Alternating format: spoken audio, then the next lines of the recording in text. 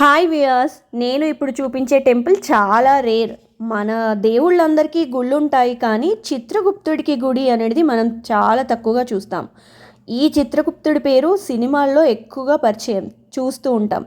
మనందరికీ తెలుసు, ఈ చిత్రగుప్తుడు హిందూ పురాణాల ప్రకారం యమధర్మరాజు ఆస్థానంలో ఉండి మానవుల పాపపుణ్యాలను లెక్కించే దేవుడు. చిత్రగుప్తుడు బ్రహ్మదేవుని అంశతో జన్మించారు. ఈ చిత్రగుప్తుడి టెంపుల్ మన హైదరాబాద్లో ఓల్డ్ సిటీలో ఉప్పుగూడలో కందికల్ గేట్ దగ్గర ఉంది. చాలా ఏళ్ల క్రితం, సుమారు 450 years బ్యాక్ ఈ చిత్రగుప్తుడి గుడిని కట్టారు. ఈ చిత్రగుప్తుడికి ఇండియాలో 3 టెంపుల్స్ మాత్రమే ఉన్నాయని అక్కడ పంతులు గారు చెప్పారు.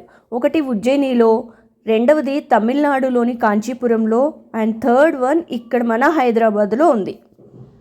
ఇక్కడ చిత్రగుప్తుడు గర్భాలయంలో తన 2 భార్యలు ఇరావతి అండ్ సుదీక్షణావతి సమేతంగా దర్శనమిస్తారు. ఇరావతికి 8 మంది, సుదీక్షణకి 4 కుమారులు, మొత్తం 12 మంది కుమారులతో ఉన్న చిత్రగుప్తుడి ఫోటో మనం గర్భాలయంలో చూడొచ్చు. గర్భాలయంలో సతీ సమేతంగా చిత్రగుప్తుల వారు విగ్రహాలు చాలా బాగున్నాయి. గర్భాలయం ఎదుట 4 స్తంభాల మండపం మధ్యలో తాబేలు ఉంది. ఇది చిత్రగుప్తుడి వాహనం అని అక్కడ పంతులు గారు చెప్పారు. ఇక్కడ ఎవ్రీ వెనస్డే, ప్రతి బుధవారం ఎర్లీ మార్నింగ్ చిత్రగుప్తుడికి అభిషేకం చేస్తారంట. ఈ టెంపుల్లో భక్తులు 7 దీపాలు పెట్టి 7 ప్రదక్షిణలు చేస్తే మంచిది అని నమ్ముతారు. కొందరు చిత్రగుప్తుడి కథ అని ఒక నోము నోచుకుంటారు.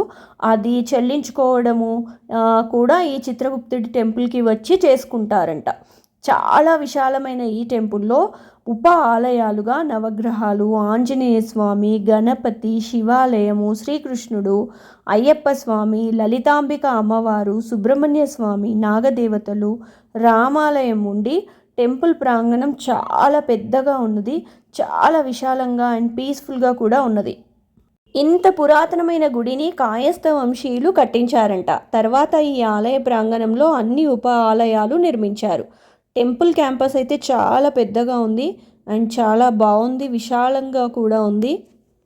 మనం సాధారణంగా అన్ని దేవుళ్ళ గుళ్ళల్లోకి వెళ్ళి దర్శనం చేసుకుంటాము ఆ భగవంతుణ్ణి, కానీ ఇలా చిత్రగుప్తుడి దేవస్థానంలో ఆ దేవుడిని దర్శించుకోవటం అనేది చాలా రేర్.